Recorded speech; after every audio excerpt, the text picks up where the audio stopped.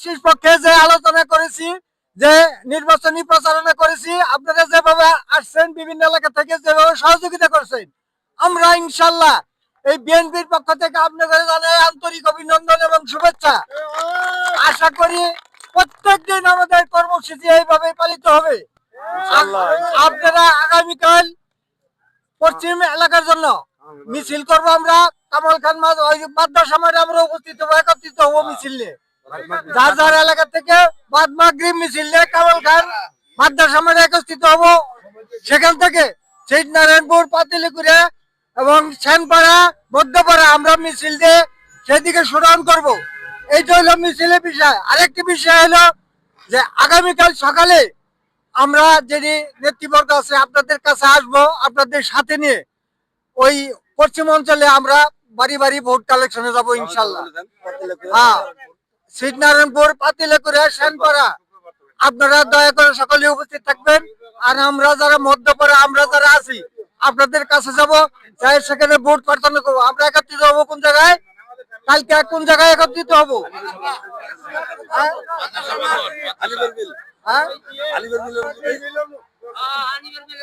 আচ্ছা, আমরা এখান থেকে হানিফের মিলে যাব সকাল 9টায়, 9টা, 10টা, 11টা, 12টার মধ্যে আমরা শেষ করে চলে আসবো। যেহেতু শুক্রবার নামাজের দিন, সকলেই এই ভোট প্রার্থনা করে আমরা সকলেই মুসলমান হিসেবে জুম্মায় যাব, নামাজ পড়বো। আমরা বিএনপির জন্য, ধানের শীষের জন্য, মামুনের জন্য, তারেক জিয়ার জন্য সকলেই দোয়া করবো ইনশাল্লাহ। আপনাদের পুনরায় আন্তরিক অভিনন্দন জ্ঞাপন করে আমি আমার কথা এখানে শেষ করছি। আসসালামু আলাইকুম। সম্মানিত নেতৃবৃন্দ, আমাদের আহ্বায়ক সাহেব কেন্দ্র ভিত্তিক যে আমাদের আয়োজন নারায়ণপুর ভোট কেন্দ্র, এই কেন্দ্র ভিত্তিক 7টা গ্রামে মিলে এই ওয়ার্ড, এই কেন্দ্র আগামীকাল পাতিলেকুড়া, চিটনারায়ণপুর, সেনপাড়া আমরা সকল নেতা কর্মী জড়ো হয়ে বাড়ি বাড়ি লিফলেট বিতরণ করব।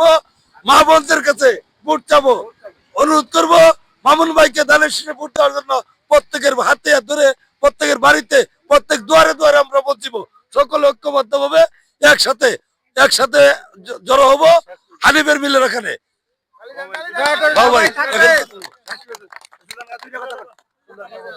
আমরা কালকের আজকে উদ্বোধনী মিছিল শেষ করলাম এবং কালকে থেকে আমাদের কার্যক্রম শুরু হবে।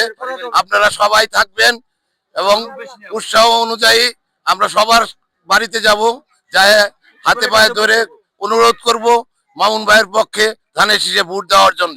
আপনারা সবাই কালকে সকালে থাকবেন। আসসালামু আলাইকুম। প্রত্যেকের বাড়িতে যাবো ইনশাআল্লাহ।